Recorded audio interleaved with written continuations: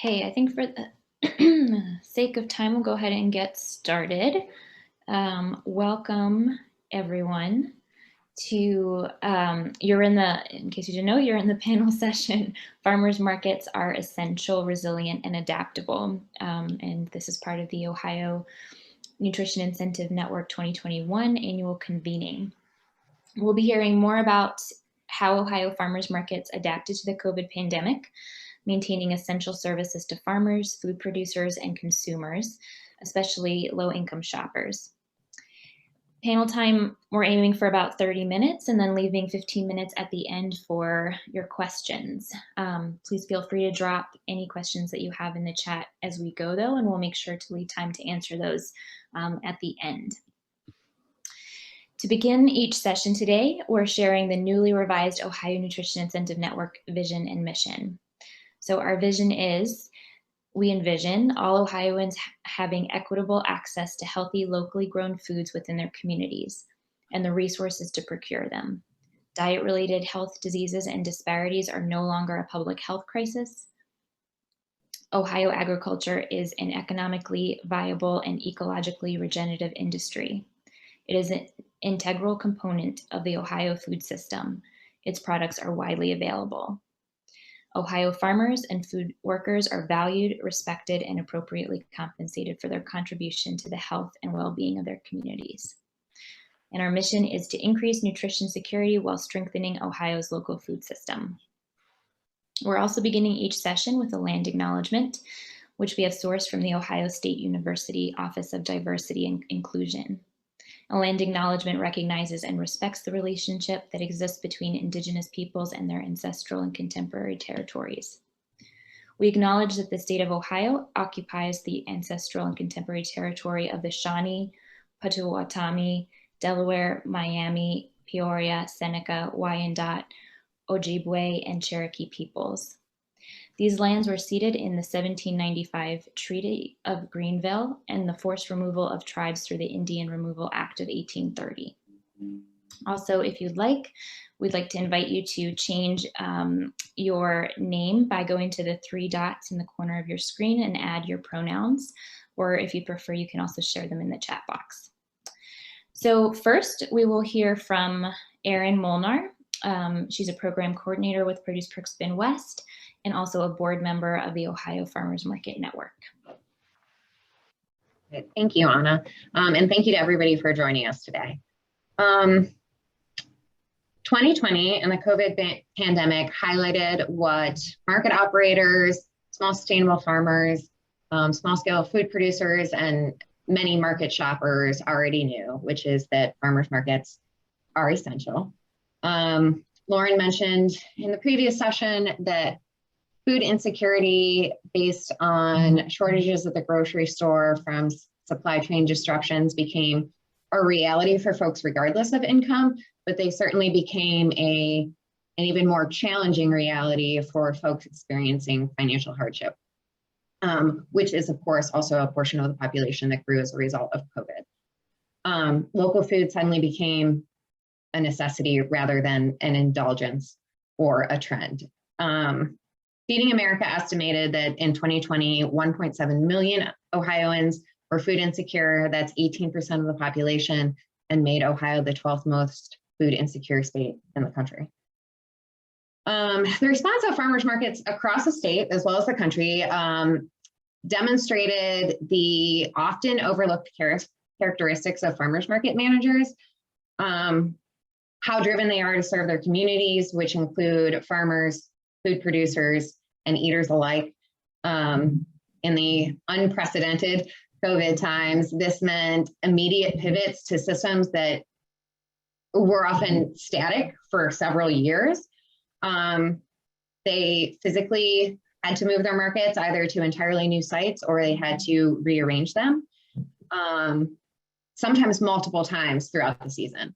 They had to adopt new technological systems from online sales so that they could offer curbside or pre-order, which would reduce physical time at the market. Event management platforms help control traffic by timing out attendance, to recording and sharing videos of usual market events like cooking demonstrations. They also had to invest in additional supplies. So PPE to be available to themselves, their staffs, their volunteers, vendors on site, customers who were visiting. Also, as referenced in the previous presentation, there were a lot of additional tokens that were needed. And all of those things weren't a one and done. They all had a domino effect. So every time something had to change, there were usually background systems that went along with it that had to be changed or even created entirely. And then also a much heavier communication burden than generally necessary. So every time you move the market, every time you change where vendors are, you have to share that with the customers. You know, market managers wear many hats. Marketing is one of them.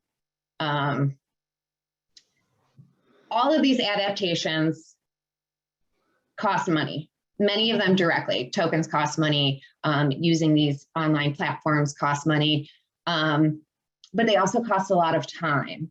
So in addition to the money that was spent, it should have cost a lot more, given that many market managers are volunteers or a little to a lot underpaid for what they do, given the services that they provide to the community, the multitude of skills they have to master, and their perseverance.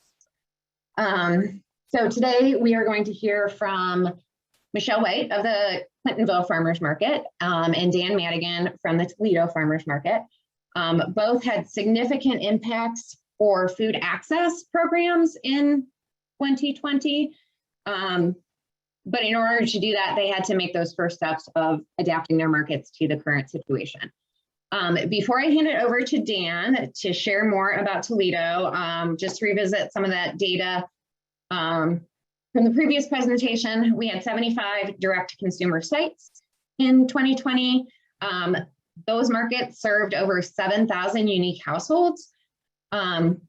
Those 7,000 unique households had over 18,000 market visits amongst them. They spent over $412,000 in SNAP benefits, over $305,000 in produce perks, and over $40,000 in the fruit and vegetable coupon program that was funded with TANF. That's a total of over $750,000. It's also important to note that these dollars not only fed families in need, but supported over 1,000 Ohio small businesses, helping keep them afloat during a very tumultuous and uncertain time. As we hear from Dan and Michelle, I would encourage everyone to think about how we can ensure that the essentiality, I don't know if that's a word, but we're going to go with it, of markets is not forgotten, and how we can support them to be financially stable and sustainable to continue providing these truly essential services to their communities. So I'm going to let Dan take it away. Dan's markets in Toledo experienced a 112% growth in SNAP sales and a 96% growth in produce perks. Dan, you want to tell us more about what 2020 looked like for you? Well, Erin, the last part was my last little part of my presentation. We did 130. I have it at 113%, but I won't call it. Spoiler alert, sorry, Dan. I think every manager out there experienced the same thing, which happened when the world stopped. Was okay. What do we have to do? What will be allowed? What can we not do? And who are all the players that have to be involved in the decisions? As a farmers cooperative here in Toledo, basically that meant all of the vendors had to be considered for a lot of these decisions that were taking place. So we did a lot of, it was mostly myself, we did a lot of searching and getting in on different webinars that took place on different models that you could design a different type of farmers market to decrease touch. But we felt that, we couldn't do away with the social experience of people having interactions directly with their vendors. So that was one thing that we decided right off the bat was, no matter what, we want to operate a market as close to normal as possible. Well, how can we do this and make the customers feel safe? Was, first of all, we went ahead and allocated some money to launch a new website that would allow us to have more interaction for the vendors, so the customers could go through our website, get to the vendors that they want, and be able to do the pre-orders and purchasing online. So either they could do curbside pickup or grab and go, which a lot of people would do that. Of course, this was all right at the end of what we consider our winter market. And in the winter market, you know, all our doors are pulled down and it's an indoor market. Well, that came to an end right away. It didn't matter what the temperature was. The doors were open. We had to have the fresh air. But what really came out right at the very beginning, we realized that for a lot of our vendors, especially those that produce food, baked goods, those type of vendors, this was now their only source of income. Most everything else that they did where they sold their product was either closed or no longer had eat-in customers, so they didn't need their product anymore. So that made it say, okay, we need to make sure that we do whatever we do to make these people have the opportunity to sell. And as Erin had said, Produce Perks stepped up with, they had a mini grant program that we were able to purchase PPE with. Also, through the Ohio Farmers Market Management Network, they provided sanitizer and cleaning products for us. So to help offset that, we have a big event every year, which is called our Flower Day weekend. The local community, city of Toledo, the health department, as soon as they heard that we were going to have it still, they shut it down and said, no, you can't do that. That was our biggest fundraiser of the year for the market. So what we did, we pivoted and we added a Sunday market. Where we used to just be a Saturday market, we decided to add a Sunday market with the idea being customers that are afraid of coming out in crowds of people, they can come on Sunday. There's less traffic, there's less vendors, but there's less traffic as well. So it was a way for the vendors to still have contact with more customers. But to make up for that added revenue that we lost, we added revenue on Sunday with the daily vendor fees, which offset some of that cost that we had. Then also what we found is that, as I'm looking at my notes here, is that like our Westgate market, when it opened up, it's an outdoor pop-up market. We were only like 6 weeks into the pandemic and people just wanted to get out of their homes. They wanted a place to go where they felt they could shop, be outdoors, fresh air, and that Westgate market boomed. Right off the bat, we were seeing 200-300% increase in the amount of customers and sales, where we usually started off the season with 3 or 4 vendors. We started off with like 20 vendors and then grew to 40 to 50 vendors. So that was where, between that and the Sunday market, we realized we don't have to worry about the vendors losing sales. We're now at a point where how can we throttle this so that we make sure that the health department doesn't come in and say, you have too many people in here, you know? And so part of that was what Erin said, you know, we spaced people out, we widened out the aisles, we created more area for people to operate in. We had the vendors move the vehicles off the parking lots, use the parking spaces as part of their display so that people felt more comfortable, had more room for social distancing. And now, as everyone hears, June 2nd, I think, is going to be one of those days where you're going to be hearing loud clapping all over the state of Ohio as we can take our masks away. As far as what ended up happening for the season at Toledo was the growers and greenhouses had the best year that they had ever had, whether they were part of the market or not, because of the fact that all the stimulus money that was out there and people were at home and they wanted to fix up their yards for the summer, so they're going to have to spend the summer in their backyards. The greenhouses saw all that business, and actually it's starting again this year the same way for our greenhouses. They're doing great. We have continued our Sunday market. We've now made that part of our regular market schedule because both the vendors and the customers like it. And the Sunday market also is kind of like the minor leagues of farmers markets. We allow some of these vendors that we didn't approve for Saturday or Wednesday, we allow them to come in and sell on Sunday, get their feet wet, and then they can apply next year for the Saturday market or the Wednesday market, and then we'll have a better understanding of what kind of vendor would they be, and are they a good addition to basically the major leagues. So with that being said, as Erin stole my thunder earlier, yeah, produce perks, we were up 100. We went from, between produce perks and SNAP, we went from $54,000 in 2019 to $112,000 in 2020.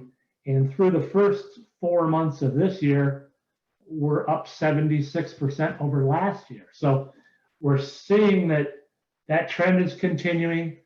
TANF funding has been fantastic. Thank you, Anna, for allowing us to keep doing the TANF.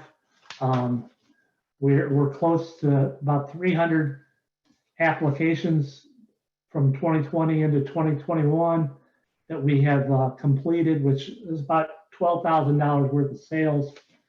And the people, if you saw the looks on some of these people's faces when they get this benefit, because you got some people with medical issues that find that they need produce, they need local produce, they need stuff fresh, and they can't afford it.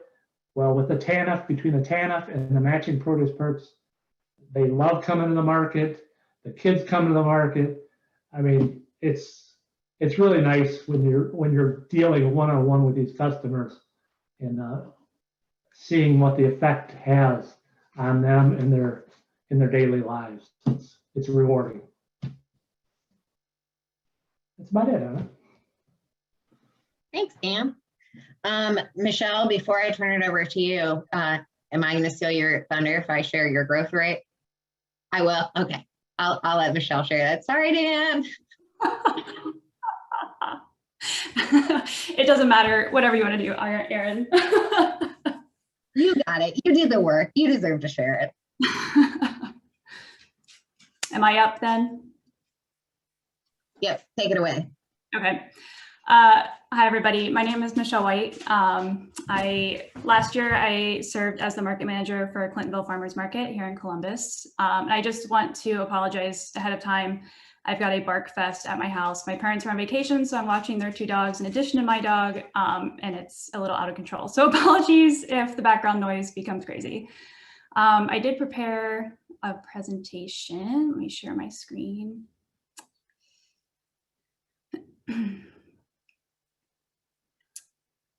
And I don't know about all of you, but I feel like I worked about 4 market seasons over the course of last year. Okay.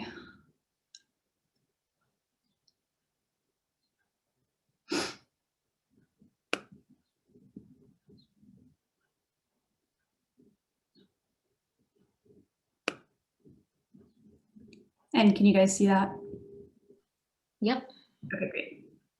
Okay, so just a little bit about the Clintonville Farmers Market. We are neighborhood-based, founded actually by a resident here, along with some local businesses where the market used to be located back in 2013. We operated on roughly 7,000 square feet, which is important to keep in mind as I go forward. Traditionally, ever since about, I would say 2010, we've ran 31 weeks, Saturday mornings, 9 to noon. We average about 52 weekly producers and 1,800 customers each week. We are a 501c3 organization supported by myself and some other very part-time staff, as well as a volunteer board of directors. Ever since, I think, 2011, we have been SNAP and WIC Farmers Market Nutrition Program authorized, as in the market as a whole handles those transactions instead of the individual producers. And you'll see here, this is a picture from our 2019 celebration with the Worthington Farmers Market, which is right up the road from us. We ran a trolley between the two markets. Just gives you a sense of like how busy it could get in this tight space. And if I didn't mention before, and if anyone doesn't know, Clintonville is located just about 8 miles north of downtown Columbus on High Street. So yes, when COVID hit, kind of like Dan was saying, and the world stopped, I think that's when market managers, for the most part, started working overtime, trying to figure out the logistics of the upcoming season. I remember it being about mid-March. We have an open date at the last Saturday of April. So about 5 or 6 weeks to really figure out what we were going to do. With 7,000 square feet in our traditional space and 52 producers with about 1,800 customers, we just knew very quickly that our traditional location was not going to be an option. I think traffic control would have also been difficult because we're right downtown with about 30 different entry points that customers can come into the market. So no real way to control traffic flow. So our primary goal right away was to find a location that would allow us to maintain our large roster and comply with social distancing regulations at the time. And the board decided that we wanted to start the season with a drive-through. So our first 8 weeks through about mid-June, we operated solely as a drive-through, which entailed launching an e-commerce site. And we went with Local Line for our first 8 weeks. And it was a platform where producers could upload products, update inventory, customers could shop online with one transaction from all of the producers that were selling at the store. I think during that first 8 weeks, we saw about $200,000, I want to say, come through and just over 3,000 different or unique customer orders. So it was quite successful. And the fact that we were operating only as a drive-through, all of the market revenue was, we were capturing basically all of our revenue through the online platform. One of our goals, as you'll see here, and number 3, was to reduce the financial burden of our producers. So instead of our traditional revenue style, where we basically generate all of our revenue from the season from producer fees, stall fees to rent their spaces, we shifted that to a customer-driven model. So all products in the online store did have a 10% markup on them. And that was basically just to cover the cost of our space, the online platform, and the extra staff time that the online platform entailed. So going back to the location, after many hours of like scouring maps around Clintonville, we landed upon the Ohio History Center, which is just about a 6-minute drive from downtown Clintonville. It has a large parking lot. I think the final amount of square footage that we had over there was like 30,000 square feet. So much, much bigger than our 7,000 feet over on High Street. Obviously, we wanted to continue to serve, the essential purpose of the market, which is to connect our community to Ohio farmers and food producers. Again, we wanted to make the market as safe, equitable, and accessible as possible, hence the drive-through for the first 8 weeks, the launching of the online store. After 8 weeks, we transitioned once again to a hybrid model. So keeping our online sales store up and running if people wanted to pre-order. We also were able, for folks that felt uncomfortable walking through the market, we implemented a contactless curbside service. So for those customers that were still wary of coming into the market and purchasing, they could place their order on site or online through our online store, pay a minimal service fee, and then a partner nonprofit would pick up their order for them and deliver it to their car. We also did a ton of PEBT outreach via newsletter and social media last year, and were able to host WIC FMNP coupon distribution days twice during the summer. And our original goal going before the market started was we were going to distribute over $10,000 in SNAP, which actually would have been about a 50% growth rate over our 2019 SNAP. So this is actually, I'm going to kind of focus on food access because that's, I think, kind of the feather in the cap of what happened with our new location. The Ohio History Center is located in a USDA designated food desert. So we were immediately serving not only Clintonville and our traditional community base, but also a new population, which was great. And you'll see, I think that our stats here reflected our new location and also increased outreach. So we saw a 570% change in SNAP sales over 2019, 474% produce perks increase. Our number of SNAP customers only went up by about 200, surprisingly. And then WIC coupons, obviously, I think with them being on site and distributing the coupons to their WIC clients, who then turned around immediately at the market to redeem those, says a lot as to why we saw such a high percentage change in the amount of WIC redemption last year. And then you'll see the staff hours at the bottom. This, I just want to put an asterisk here to say that that's just staff hours to handle our food access program. So that's time spent at the market distributing tokens, as well as time with the online platform, doing everything that's needed to handle pre-order SNAP sales. We wanted to make the online platform obviously as accessible as possible to everybody. So we did, people could shop with their WIC coupons if they wanted, SNAP obviously, and then credit and debit. And you'll see the average SNAP transaction at our market last year was $40.23. Here's just a chart that shows, our SNAP sales over the course of the season, mimicking just what in the first session they talked about with the unlimited match. You'll see, starting May 2nd through June 13th, as word really started getting out, and the unlimited match, our SNAP sales just kind of started to skyrocket. And as soon as we, again, this is important to note, this is just our online SNAP sales, so not SNAP transactions that are happening on site at the market. But once we did start with the hybrid market model where people could then come into the market and shop on site, that happened at June 20th, which corresponds directly with that drop there on that date. So more customers started to shop with SNAP on site as opposed to pre-order. But our total online SNAP sales in 2020, just over 22,000, and that represents 73% of total SNAP sales that we did at the market during the year.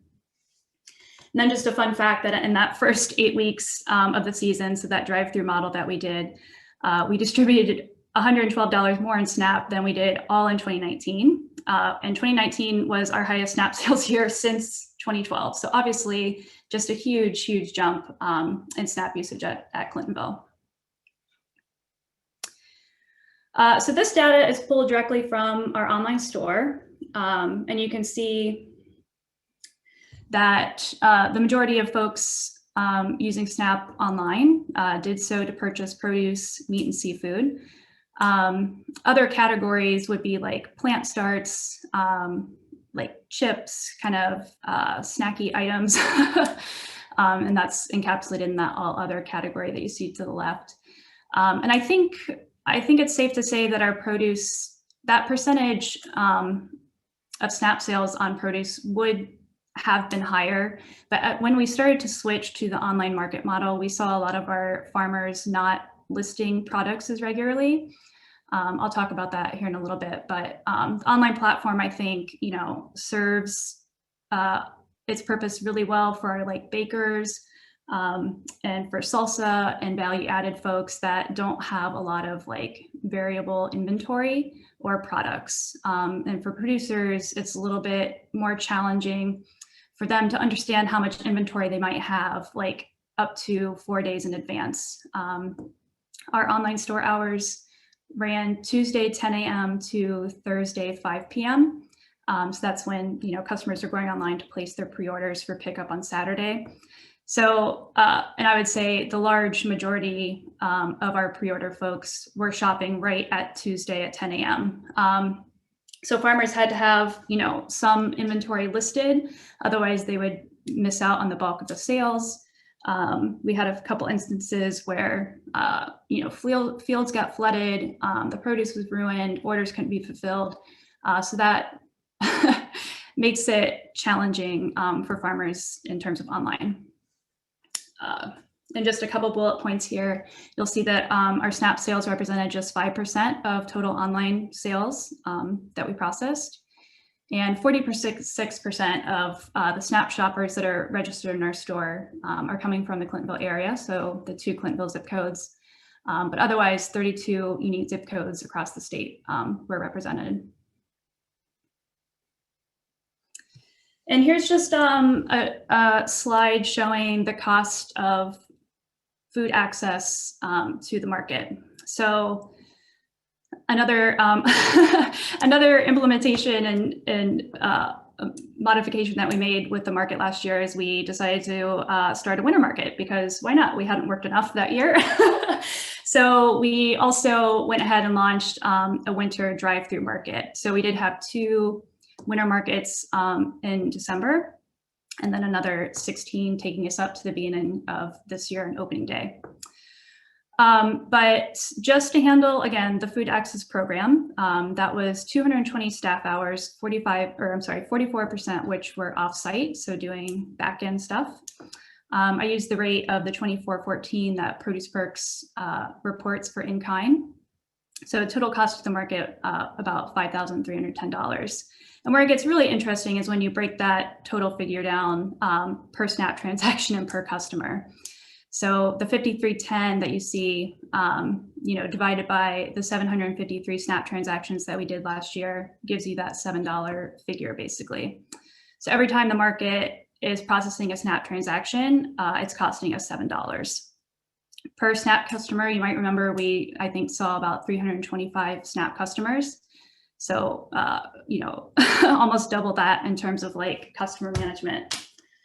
If you take the 5310 and divide it by our 33-week season that we ran last year, it's about $160 cost to the market to run SNAP, Produce Perks, and WIC.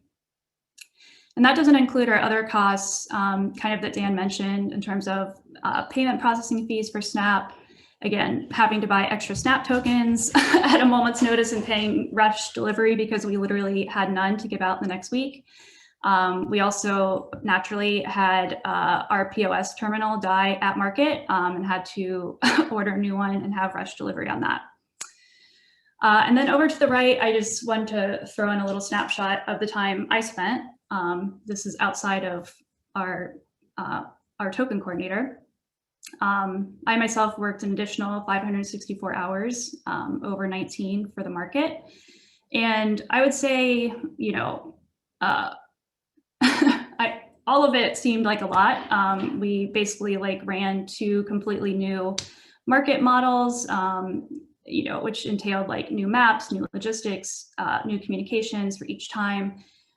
We spent probably 2 weeks scouring the internet for locations, all the COVID-19 preparedness in terms of buying supplies, coming up with signage, all of that. And then a large part is just managing the e-commerce platform. But you know, it was all worth it in the end. The board, myself, volunteers, I don't think anyone heard any complaints about feeling unsafe at the market. We were still able to perform our core function of giving producers, you know, a safe venue to connect with their customers and sell their products. We processed through the online store about $50,000. And we estimate, based on producer surveys, that an additional $250,000 to $350,000 in sales occurred on site once we moved to our hybrid market model. Again, I mentioned our contactless curbside service. That was a really cool thing that our board chair actually came up with and kind of took off with and ran with, which was great. So we did partner with 6 local nonprofits, basically to provide like the fetching power and the foot power. So when customers requested the curbside service, basically that order had to be retrieved by someone at the market. And it was a $10 fee, which we waived for our SNAP and WIC customers. But we were able to donate basically the $10 fee that regular customers or customers that we considered like retail customers, you know, that were able to pay the fee. They paid a $10 fee. All of those profits were donated right to the nonprofit providing the volunteer power to fetch the orders. We did convert our Kids Garden Club also to an online format. And our coordinator, she is an urban farmer here in Clintonville, and she basically did like online lessons live through Facebook, right from her farm, which was kind of cool. And then we had additional like activity packets that customers could pick up at the market and take home with them.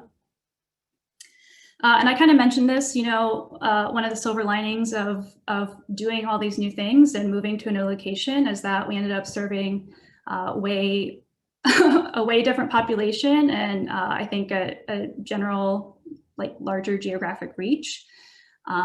And of our currently 2,500 registered online customers, only 37%, you know, report living in the 2 Clintonville area zip codes. So what does this all mean as we look ahead? The market has, you know, some decisions to make. Obviously, we're facing some pressure from people that used to walk to the market and are used to having the market in downtown Clintonville to return, which we are anticipating doing so by opening day 2022. I didn't mention, but the History Center, the location is great. We're right off 71, so we have, you know, freeway visibility, obviously like a ton of parking with easy access, but it is costly. We do have to pay $400 a week to be there, which is a huge chunk of our budget.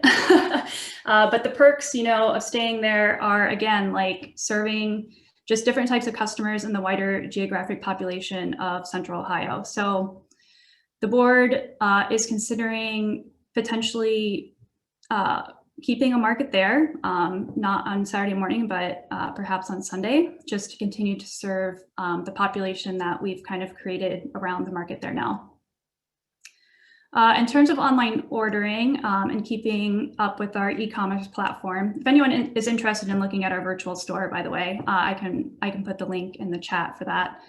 As I mentioned, it is difficult for farmers to maintain, and we found that as produce options kind of wane online, so do our orders. So mostly people are really looking to like secure, you know, that quart of strawberries or that bunch of asparagus or the dozen eggs, items that are very quickly sold out on market day. That's what's driving them to order.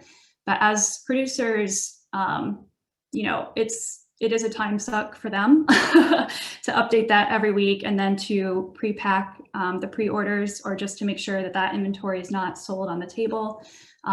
It is difficult, especially with everything else they have going on.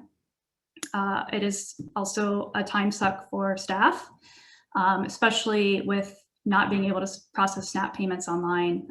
That creates a lot of extra work, actually.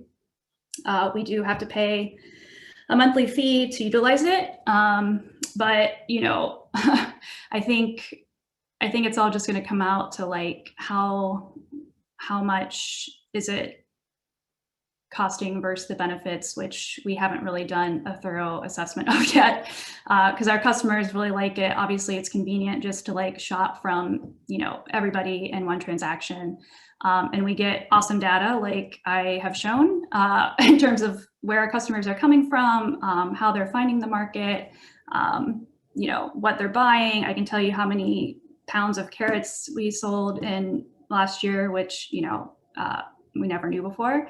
So there are the benefits, obviously, of the data. Yeah. And I think that's all I have. I'm going to stop sharing my screen and I'll answer any questions. Thank you, Michelle. There is a question in the chat box, which I was going to ask you if nobody had other questions. Can you elaborate on how you actually handle those online SNAP transactions? Well, Erin, a lot of it. Well, Erin. By your spreadsheet that you shared with me, your Excel spreadsheet. Honestly, if you hadn't given me that, I probably wouldn't be sitting here today because I would have just gone crazy. But yeah, I think we had 2 separate Excel sheets that we were keeping track of. SNAP customers, their total order, how much of that total order was produce, what, you know, virtual, especially during the drive-through, we weren't actually handling physical Produce Perks tokens. So we had this like virtual bank of tokens. But yeah, essentially, you know, the SNAP customers would shop through the store and then pay on site when they got to market, which is still how it's working now if they are pre-ordering. The downside of that is there have been a few times where the markets had to basically cover the cost of the order because they don't show up, or I don't know, maybe they do show up, but they just don't pay, and then, you know, don't respond to email or phone call, and we just end up eating the cost. Are there any other questions for Michelle and Dan? There aren't any additional questions in the chat, so feel free to just unmute yourself to ask whatever you're curious about.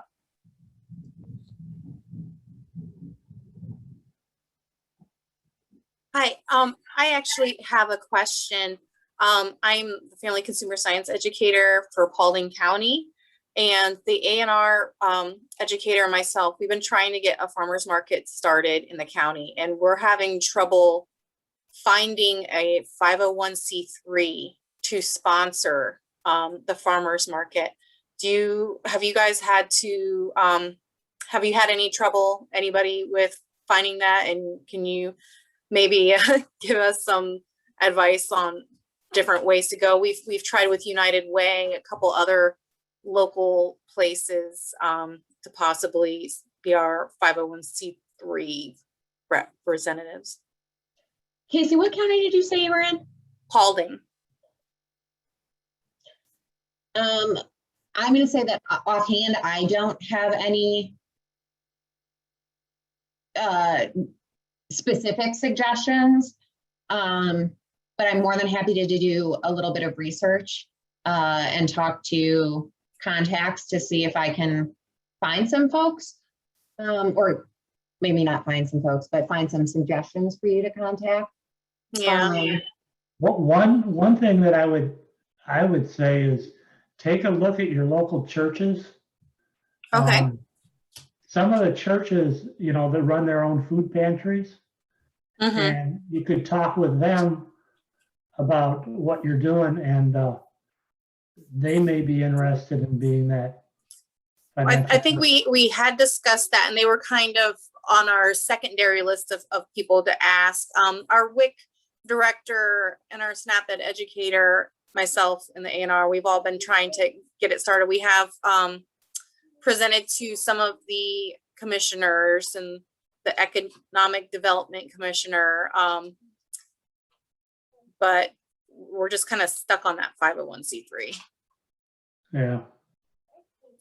I mean, we operate, but we're not a 501c3. We're just a farmers cooperative. Mm-hmm. Okay. I was going to say that is an option, is if you contacted area growers and sort of like assessed their interest in a market, that would give you data to work with somebody to start a market. But it also might, I think you could figure out a cooperative approach where, perhaps you could handle some of the things that are more challenging for growers to do, or figure out the location. Like, markets don't need to be 501c3. There are some benefits to that, but there are also some drawbacks to that. Mm-hmm. So you have some options there. Actually, Michelle, Dan, and Jamie, who is also on the call, and I are all on the Ohio Farmers Market Network board. So let me put that email in the chat box, and then we can work with you on that as like a first response, keeping in mind that you're interested in offering SNAP and produce perks. Okay, great. Yes. Taken care of. Hey, Casey, the farmers in your area, what type of farmers are they? Do you have them doing specialty crops, or do they mostly feed corn and soybeans? Or Yes, it's mostly that. I'm new to the position and the area. I'm not that familiar with all the residents yet. But we presented to the fair board yesterday to try to get to use the fairgrounds for the first round. You might want to check with the Farm Bureau in your area. Okay. They would have a handle on who's growing what where, and probably could direct you more directly to who would be your best choices for vendors for it. Okay. Okay. Well, these are great ideas, and I'll bring them back to my group. All right, we're just about out of time. Does anybody have some questions that any last minute questions?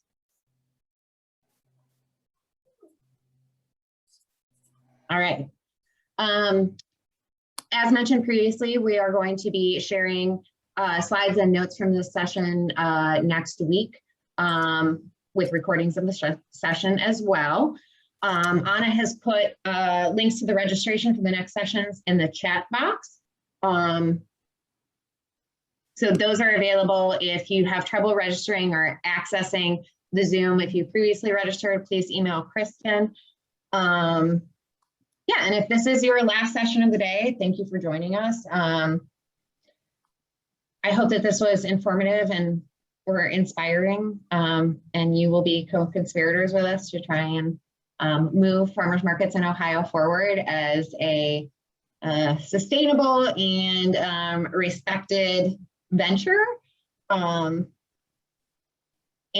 we look forward to connecting with you in the future. Thank you so much. Thanks, Erin. Thanks, everybody. Thank you.